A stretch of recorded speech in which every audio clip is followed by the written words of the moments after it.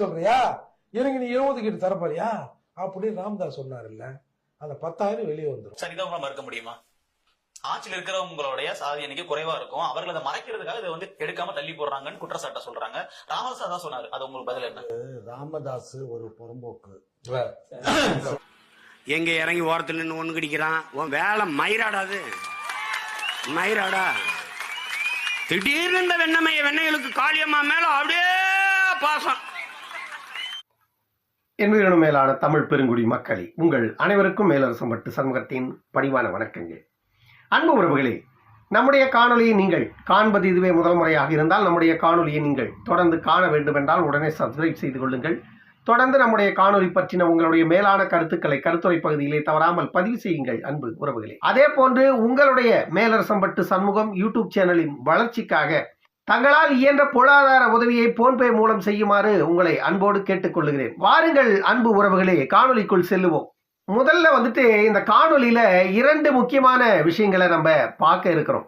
முதல்ல சீமான் அவர்கள் நேற்று ஒரு தமிழக அரசை கண்டித்து ஒரு ஆர்ப்பாட்டத்தை நடத்தியிருக்கார். அந்த ஆர்ப்பாட்டத்துல அவர் பேசிய அந்த வார்த்தைகள் மிகப்பெரிய சர்ச்சையாக கிளம்பி சீமானை கைது செய்ய காவல்துறை விரைந்ததாக ஒரு தகவல் வெளியாகி இருக்கிறது. சீமான் கைது செய்யப்பட்டாரா அல்லது கைது செய்யப்படுவாரா அல்லது சீமானை கண்டு தமிழக அரசு அஞ்சி நடுங்குகிறதா? ஏன்னா விஜயலட்சுமி விஷயத்திலேயே நம்ம பார்த்தோம். விஜயலட்சுமி அப்படிங்கிற அந்த பெண் சீமானை கைது செய்யுங்கள் என்று அவர் நடத்தாத நாடகமே இல்லை விஜயலட்சுமி. ஆனா சீமானை ஒண்ணுமே பண்ணல தமிழக அரசு. ஒரு பெண் ஒரு சாமானிய ஆண் மீது பாலியல் குற்றச்சாட்டை சுமத்தினா சட்டம் சும்மா இருக்காது பார்த்துக்கிட்டு. ஆனா சீமான் விவகாரத்துல சட்டம் என்ன நடவடிக்கை எடுத்தது அப்படிங்கறத நமக்கு எல்லாருக்கும் தெரியும். அதே போலதான் இந்த விவகாரங்கள்லயும் சீமானை கண்டு தமிழக அரசு அஞ்சுகிறதா என்ற கேள்வி எழுகிறது. அப்படி இருக்கும் பொழுது இந்த 200 ரூபாய் ஊபிஸுங்களும் இந்த திமுகவின் கூலிகளாக செயல்படுகின்ற இந்த வன்முறை யூடியூப் சேனல்களும் ஏன் இப்படி கதறானுங்க அப்படின்னு தெரியல. ஆனா சீமான் அந்த மேடையில பேசுற அந்த பேச்சு ஒரு சர்ச்சைக்குரிய பேச்சாதான் இருக்கிறது. ஆனாலும் கூட ஒன்றும் பண்ண முடியல. கைது பண்ணுங்க, சீமானை கைது பண்ணுங்க. நீ இதெல்லாம உனக்கு பிரச்சனை. நீ ஆடியோ வெளியிடு, உட்கார்ந்து நீ ஐபிஎஸ் படிச்சுட்டு வர்றது, எஸ்பி ஏசி டிசிஆர் எதுக்கு? சீமா யார்கிட்ட என்ன பேசுறான், எங்க எச்சியை துப்புறான், எங்க இறங்கி ஓரத்தில் நின்று ஒண்ணு கிடைக்கிறான், உன் வேலை மயிராடாது மயிராடா. திடீர்னு இந்த வெண்ணைகளுக்கு காளியம்மா மேல அப்படியே பாசம். ஏன்டா புடிங்கியல அவ போட்டிட்டால மயிலாடுதுறையில போய் நின்று இந்த எழுதி காளியம்மான்னு வேலை செஞ்சு ஜெயிக்க வச்சிருக்க வேண்டியதானே? ஏய், நாங்க பிசுரும்பா அப்புறம் உசுரும்பா. அது உனக்கு என்ன மசுருக்கு என்ன பிரச்சனை? உனக்கு என்ன பிரச்சனை? உனக்கு என்ன பிரச்சனை? இது என் கட்சி பிரச்சனை. காணொலி பாத்தீங்க இல்லையா நீங்க? சீமான் பேசின அந்த காணொலிய, சீமான் அந்த காணொலியில பேசினது என்ன? காவல்துறை அதிகாரிகள் பட்டம் படித்து விட்டு பதவிக்கு வந்த உங்களுக்கு நான் எங்க எச்சி துப்புறேன், எங்க மூத்திரம் போறேன், எங்க என்ன பண்றேன்னு பாக்குறதாடா உங்க வேலை மயிர் அப்படின்னு கேட்கிறார். ஒரு அரசியல் கட்சியின் தலைவன், 35 லட்சம் மக்கள் உங்களை நம்பி வாக்களித்திருக்கிறார்கள். நீங்கள் செய்கின்ற அத்தனை வேலைகளையும் உங்களை பின்தொடருகின்ற இளைஞர்கள் செய்வாங்க. ஒரு அரசியல் கட்சியின் தலைவன்னா முதல்ல நாகரிகம் இருக்கணும், சுய கட்டுப்பாடு, சுய ஒழுக்கம் இருக்கணும். இது எதுவுமே இல்லாத ஒரு தலைவன் சொல்ல முடியாது. ஒரு அரசியல் கட்சி தலைவனுக்கு நிறைய பண்புகள் தேவை. அந்த பண்புகள்ல ஒரு சில பண்புகளாவது சீமானிடம் இருக்கிறதா அப்படின்னு பார்த்தா அது ஒரு கேள்விக்குறியாதான் இருக்குது. திமுக என்பது தமிழ்நாட்டின் தீய சக்தி, மாற்று கருத்தே இல்லை.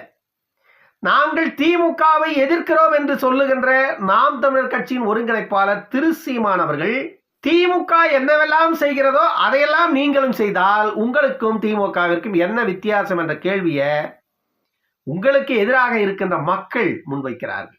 அதே வேளையில சீமான் ஒரு அரசியல் கட்சியின் தலைவர் என்பதை தாண்டி அவரை நம்பி 35 லட்சம் மக்கள் வாக்களித்திருக்கிறார்கள் நடந்து முடிந்த பாராளுமன்ற தேர்தலில். அந்த சீமான் அவர்களை பத்திரிகையாளர் என்ற போர்வையில ஒரு யூடியூபர் இந்த அளவுக்கு கேவலமா பேசுவானா அப்படின்னா பேசுறான். அவன் என்ன பண்றது? தானுங்கிற கர்வம், அதிகார வர்க்கம் நம்ம பக்கம் இருக்குதுங்கிற கர்வம், அதிகார திமிரு, ஆளும் கட்சிக்காரன் நமக்கு என்ன வேணாலும் செய்வான், நம்ம எதை வேணாலும் பண்ணலாம், நம்ம எது பேசினாலும் நம்மள பிடிச்சி உள்ள போட மாட்டான், எதிராளியை தான் பிடிச்சி உள்ள போடுவான் அப்படின்ற தைரியத்துல இந்த திமுகவின் கைகூலிகளாக செயல்படுகின்ற இந்த யூடியூபர்கள் வந்துட்டு அவ்வளவு தரக்குறைவா பேசுறாங்க. ஒரு அரசியல் இயக்கத்தின் மீது கருத்தியல் ரீதியான மோதல்கள் இருக்கலாம், தப்பில்லை. ஆனால் இந்த வாய் சவடால் விடுவது, ஒருமையில் பேசுவது, மரியாதையற்ற வார்த்தைகளால் வைவது எல்லாம் வந்துட்டு அவ்வளவு ஒரு கீழ்த்தரமான செயல். அது உண்மையிலேயே மனித குலத்திற்கே எதிரான செயல். சீமானுக்கும் உனக்கும் தனிப்பட்ட விரோதம் கிடையாது. சீமான் அவர்கள் ஒரு அரசியல் கட்சியில மக்களுக்காக செயல்படுற இடத்துல நிற்கிறார். பத்திரிகையாளர் என்ற போர்வையில் இருக்கிற நீ சீமான் இப்படி பேசுகிறார், சீமான் இதை பேசினார், இவர் பேசியதால இந்த விளைவுகள்லாம் ஏற்பட்டது, இந்த விளைவுகள் ஏற்படும், இந்த விளைவுகள்லாம் ஏற்படாம இருக்கணும்னா சீமான் இதை தவிர்க்கணும், இப்படியெல்லாம் வந்து ஒரு பத்திரிகையாளர் பேசுவதற்கான அத்தனை உரிமைகளும் உண்டு. ஆனால் திரு சீமான் அவர்களை ஒரு பத்திரிகையாளர் என்ற போர்வையில் அமர்ந்து கொண்டு இந்த அளவிற்கு ஒருமையில் கேவலமாக பேசுவதெல்லாம் அதிகார கூறு வந்துட்டு தன் பக்கம் இருக்குதுன்ற கர்வத்துல பேசுறான் இந்த கரிகாலன். அதுதான் உண்மை. மருத்துவர் ஐயாவையும் இப்படித்தான் அவன் ஒருமையில் பேசுகிறான். 86 வயதிலும் மக்களுக்காக குரல் எழுப்பிக் கொண்டிருக்கின்ற ஒரு மாபெரும் போராளிய இதே போன்றுதான் அவன் தரம் தாழ்த்தி பேசுகிறான். அதிகார கூர் தன் பக்கம் இருக்கிறது என்பதால ஆணவத்தில் அழிகிறான் இந்த கரிகாலன். சாதி வன்மம் என்பது சீமான் அவர்களிடமோ மருத்துவர் ஐயா அவர்களிடமோ இல்லை. சாதி வன்மம் என்பது பத்திரிகையாளர் என்ற போர்வையில உட்கார்ந்துகிட்டு இவங்கிட்ட இருக்கிறது, இவனுடைய வார்த்தையில் வருவது எல்லாமே சாதி வெறி. இங்க ஒரு பொறுக்கி பேசுறான் பாருங்க. சாதி வாரி கணக்கெடுப்புன்னு கேட்கிறோம்ல, நான் சொல்றேன்ல, என் ஆள் 18 பேர் இருந்தான், இப்ப 20 பேரா மாறி இருக்கான் போல இருக்குது, அதால என் ஆளை எண்ணுங்க அப்படின்னு நான் சொல்றேன். ராமதாஸ் சொல்றாரு. ஏன் நீங்க சொல்ல மறுக்கிறீங்க சார்? இந்த தமிழக எடுக்காம இருக்கிறதுக்கு உண்மையான காரணம் நீங்க என்ன நினைக்கிறீங்க? அதை நிறைவா சொல்லுங்க சார். எடுத்தோம்னா இவங்களோட கெப்பாசிட்டி தெரிஞ்சிடும் சார். சொல்லுங்க. அதான் பிரச்சனை. இப்ப ராமதாஸ் சொன்னார்ல, ஒரு 10,000 பேர் இருப்பான், அவங்கிட்ட போய் நான் பெரும்பான்மை சாதி என்னைய போய் கோட்டையில பார்க்க சொல்றியா, எனக்கு நீ 20 கிட்ட தரப்பாரியா அப்படின்னு ராமதாஸ் சொன்னார்ல, அந்த 10,000 வெளியே வந்துடும் சார். இதை உங்களால மறுக்க முடியுமா? ஆட்சியில் இருக்கிறவங்களுடைய சாதி எண்ணிக்கை குறைவா இருக்கும், அவர்கள் அதை மறைக்கிறதுக்காக இதை எடுக்காம தள்ளி போடுறாங்கன்னு குற்றச்சாட்டை சொல்றாங்க. ராமதாஸ் தான் சொன்னாரு. அது உங்களுக்கு பதில் என்ன? ராமதாஸ் ஒரு புறம்போக்கு. சும்மா இருங்க. அந்த ஆளு வந்து வன்முறையை தூண்டுறதுக்காக திட்டம் போட்டுட்டு இருக்காரு. சொல்ல போனா தமிழர்கள் இங்க பட்டா நிலம் தமிழகத்துக்கு வந்து புறம்போக்கு. நாங்க தாங்க தமிழர், சுத்த தமிழர் நாங்க தான். 50 பாட்டை தமிழ் எடுத்திருப்பான். பல பேர் இங்க வந்து ஒரு 4-5 பாட்டம் தான் முன்னாடி இங்க தமிழகத்துக்கு புழைக்க வந்திருப்பாங்க. இவன் ஒரு திராவிட கொத்தடிமை. என்ன பேசுறான் பாத்தீங்களா? அப்போ அவரு புறம்போக்குனா இவன் யாரு? இவன் இந்த நிலத்துக்கு பட்டா வாங்கி வச்சிருக்கானா? எவ்வளவு திமிரு இவனுங்களுது. இவனுங்க இந்த அளவுக்கு திமிரா பேசுறதுக்கான காரணம் என்ன? அதிகார கூர், அரசியல் அதிகாரம். அரசியல் அதிகாரம் தன் பக்கம் இருக்கிறது என்ற ஆணவத்துல நம்ம எதை பேசினாலும் நம்ம முதலமைச்சர் பாத்துக்கோருங்க. காவல்துறையே முதலமைச்சர் கட்டுப்பாட்டுல தான் இருக்குது. முதலமைச்சருக்கு ஒரு போனை போட்டா அடுத்த நிமிஷத்துல காவல்துறை அதிகாரி இடமாத்தி தண்ணீர் காட்டுக்கு தூக்கி போட்டுருவாரு. எங்க முதலமைச்சர் அப்படின்னு பேசுவான் இந்த காமாட்சி நாயுடு. மருத்துவர் ஐயா பேசுனது நேர்மையான முறையில, நான் ஒரு முறை இல்ல, இருமுறை இல்ல, பல முறை எல்லா முதலமைச்சரை சந்திச்சுட்டேன். எத்தனை முறை நான் எத்தனை முதலமைச்சர்களை சந்திக்கிறது, உன்னையெல்லாம் பார்க்கறதுக்கு நான் எத்தனை முறை வர்றது அப்படின்ற அந்த ஆதங்கத்துல அவர் பேசினார். அந்த ஆதங்கத்துல தான் அவர் மீண்டும் நான் போராட்டத்தை அறிவிப்பேன். அப்படி ஒரு போராட்டத்தை நான் அறிவித்தால் அந்த போராட்டம் வந்துட்டு ஏற்கனவே 1987 நடந்த போராட்டம் மாதிரி இருக்காது. இப்போ போராட்டத்தை அறிவிச்சா அண்டமே நடுங்கிற அளவுக்கு அந்த போராட்டம் இருக்கும்னு சொன்னார். ஐயோ ராமதாஸ், ஐயோ ராமதாஸ், ஐயோ ராமதாஸ்ன்னு கத்தரானுங்க. ராமதாஸ் போராட்டத்தை அறிவிப்பன்றாரு, ராமதாஸ் இளைஞர்கள்லாம் வந்துட்டு போராட அழைக்கிறாரு, ராமதாஸ் சாதி வெறிய சொல்றான்னு கத்துறானுங்க.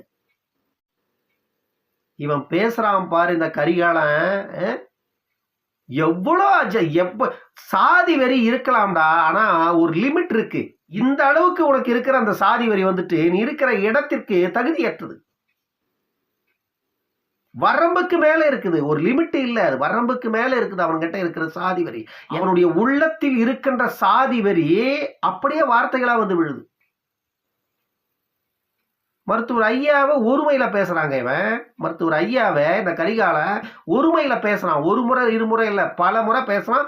ஒரு காணொலி இல்ல, குறைந்தது 5 காணொலிக்கு மேல போட்டிருக்கான். இந்த ஒரு வாரத்துல மட்டும் மருத்துவர் ஐயாவை கேவலப்படுத்தி. இவனுக்கெல்லாம் மருத்துவர் ஐயாவை பேசுறதுக்கு தகுதி இருக்குதா? இந்த காமாட்சி நாயுடு இருக்கிறானே, இவன் வந்துட்டு ஒரு புறம்போக்கு பையன், அது தெரிஞ்ச விஷயம்தான். இவன் வந்துட்டு திமுக கிட்ட வாங்கி திங்கிற பிச்சைக்காக இங்க எச்சிய துப்புறான். காமாட்சி நாயுடு இவனெல்லாம் வந்துட்டு ஏற்கனவே மட்டம் தட்டி இருக்கணும். ஏன்னா இவனை ரொம்ப தூரம் விட்டுட்டாங்க. இவெல்லாம் ஒரு ஆளுன்ட்டு தமிழ்நாட்டில் இருக்கிற சில ஊடகங்கன்னா இந்த திமுகவின் அடிமை ஊடகங்களும், அதே போல இன்னொரு குரூப் இருக்குது, அந்த குரூப்போட அடிமை ஊடகங்களும் இவனை கூட்டு போய் உட்கார வச்சு பேட்டி காண்றது. இவன்லாம் ஒரு ஆளு, இவனை கூட்டு போய் உட்கார வச்சு பேட்டி காண்றது. இவன் என்ன தெரியும்? இவன் என்னத்தை புடுங்கியிருக்கான் இது வரைக்கும் தமிழ்நாட்டு மக்களுக்காக சொல்லுங்க. காந்தாரி அம்மன் கோவில் விவகாரத்துல 4 பேரை கொன்ன கூட்டம் அது. ஆனா இவனை கூப்பிட்டு கொண்டு போய் ஒவ்வொரு சேனலையும் உட்கார வச்சுக்கிட்டு எவ்வளவு பெரிய வன்மத்தை மக்களுக்காக போராடுகின்ற போராளிகள் மீதெல்லாம் இவன் பேசுறான். அவங்களுக்கு எவ்வளவுமா இவன் என்னத்தை புடுங்கியிருப்பான் இது வரைக்கும் மக்களுக்காக?